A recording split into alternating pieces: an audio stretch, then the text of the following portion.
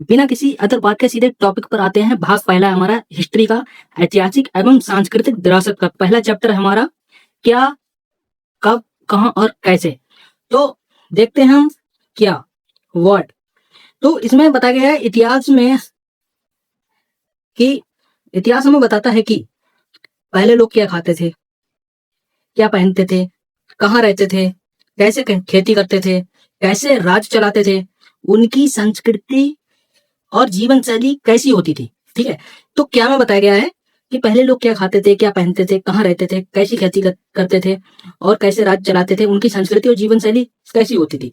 उदाहरण में बताया गया है कि आज हम मोबाइल का उपयोग करते हैं, लेकिन 2000 वर्ष पहले लोग संदेश पहुंचाने के लिए दूत, मैसेंजर का उपयोग करते थे। ठीक है, तो पहले एक दूत भेजा जाता था, जो कि एक महाराज का ही कोई व्यक्ति होता था दरबार में, उसको भेजा जाता था किसी को संदेशा पहुंचाने के लिए।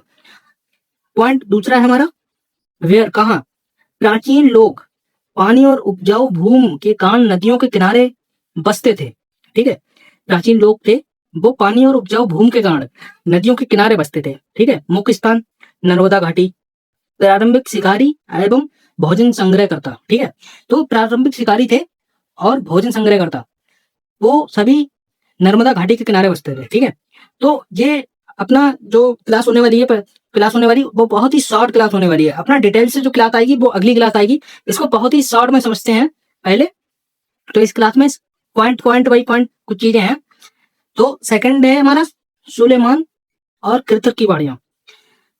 लगभग 8000 वर्ष पहले खेती और पशुपालन की शुरुआत हुई। ठीक है, 8000 वर्ष पहले खेती और पशुपालन की शुरुआत हुई सुलेमान और कृतर पानियों में।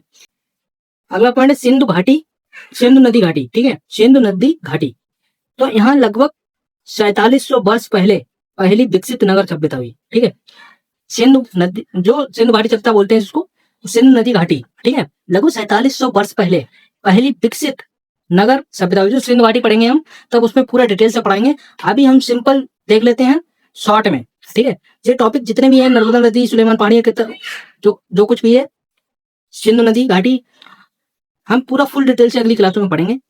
गंगा घाटी, लगभग 2500 वर्ष पहले बड़े नगर और राज्य। ठीक है, तो गंगा घाटी है उसके किनारे पर लगभग 2500 वर्ष पहले बड़े नगर और राज्य हुआ करते थे। मगर वर्तमान बिहार, जो वर्तमान समय बिहार, शक्तिशाली महाजनपद और साम्राज्य का केंद्र। ठीक है, जो मगध था वो शक्तिशाली महाजनपद था। ठीक है, यहाँ शक्तिशाली राजाओं का स्थापित था और साम्राज्य का केंद्र था। ठीक है, आगे बढ़ते हैं हम। दूसरा है हमारा कैसे, हाउ। तो इतिहास जो है वो अतीत की जानकारी स्रोतों से प्राप्त करता है। ठीक है, इतिहासकार है वो अतीत की जानकारी को स्रोतों से प्राप्त करते हैं। तो स्रोत क्या क्या थे हमारे, पुरातात्विक स्रोत। ठीक है, इसमें क्या था, मिट्टी के बर्तन मिले, औजार मिले, सिक्के, मूर्तियां, हड्डियां, भवनों के अवशेष। ठीक है, ये हमारे पुरातात्विक स्रोत से मिले। ठीक है, इसका अध्ययन पुरातात्विक करते हैं। ठीक है, जो हमारे खोजकर्ता होते हैं उनको पुरातत्वविद कहते हैं। ठीक है, अपना खाए अभिलेख। ठीक है, अभिलेख का पत्थर, तांबे या धातु पर खोदे हुए लेख। ठीक है, तो अभिलेख जो होते हैं वो पत्थरों पर पुराने नुकीले हथियारों से उनको खोदकर, जैसे इस टाइम अपना देखते हैं मशीनों से काम होता है, लेकिन उस टाइम हाथों से उस पर लिखा जाता है पत्थरों पर। तांबे पर लिखा जाता था, अदर धातु थे उस पर लिखा जाता था। इनसे भी जानकारी मिलती थी, राजा के आदेश, युद्ध, दान, प्रशासन। ठीक है, इतना क्लियर हो गया होगा। अब आगे बढ़ते हैं, आगे देखते हैं। आगे थोड़ा ऊपर कर लेते हैं इसको, देखते हैं पांडुलिपियां। ठीक है, पांडुलिपियां क्या होती थी, हाथ से लिखी गई पुस्तकें जो ताड़पत्र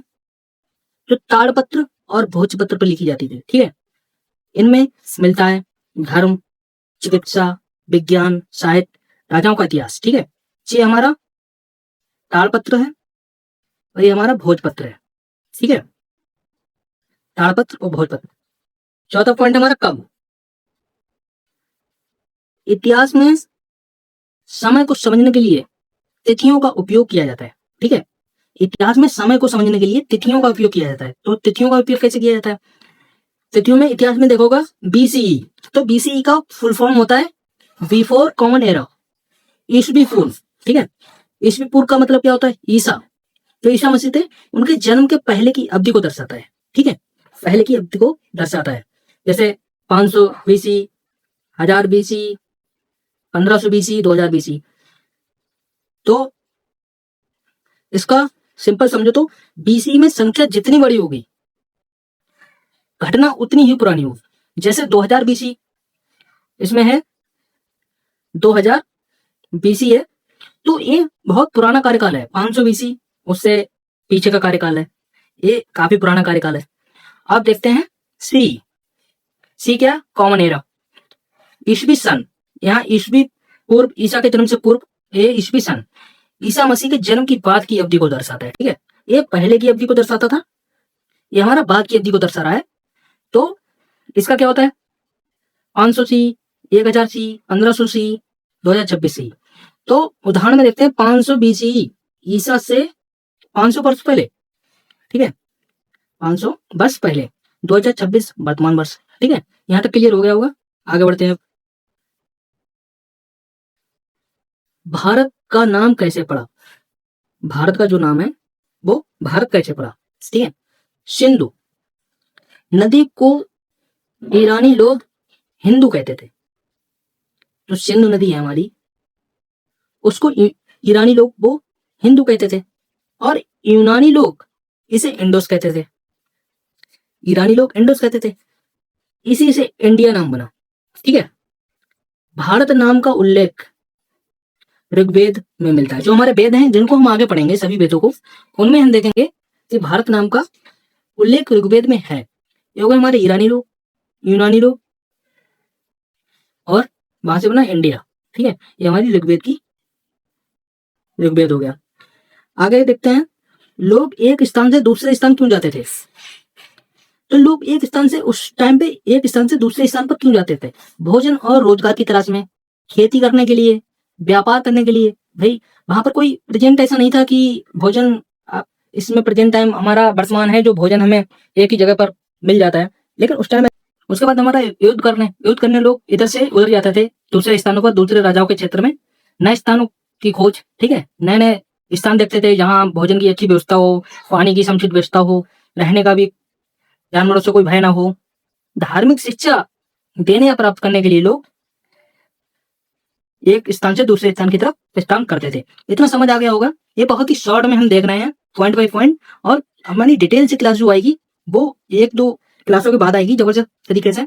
ये अपनी बहुत ही शॉर्ट तरीके से देख रहे हैं, इनको पॉइंट बाय पॉइंट याद कर लेना। आगे बढ़ते हैं।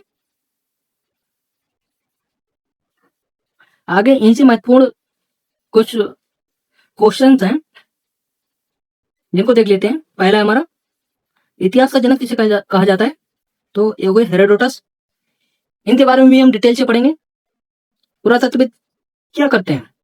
तो उत्तर है इसका, अतीत के अवशेषों का अध्ययन करते हैं। ठीक है, इनको भी डिटेल से पढ़ेंगे, सभी की अलग अलग क्लास हम देंगे। उसके बाद है हमारा, अभिलेख किस पर लिखे जाते थे?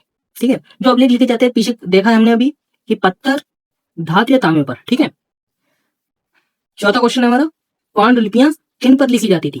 जो पांडुलिपियां थी हमारी, वो ताड़पत्र और भोजपत्र पर लिखी जाती थी। ठीक है, आगे देखते हैं। भारत का नाम सबसे पहले किस ग्रंथ में मिला? तो इसका है ऋग्वेद में। ठीक है, ऋग्वेद में भारत नाम का उल्लेख सबसे पहले मिला था। आगे, सिंधु सभ्यता लगभग कितने वर्ष पहले विकसित हुई थी?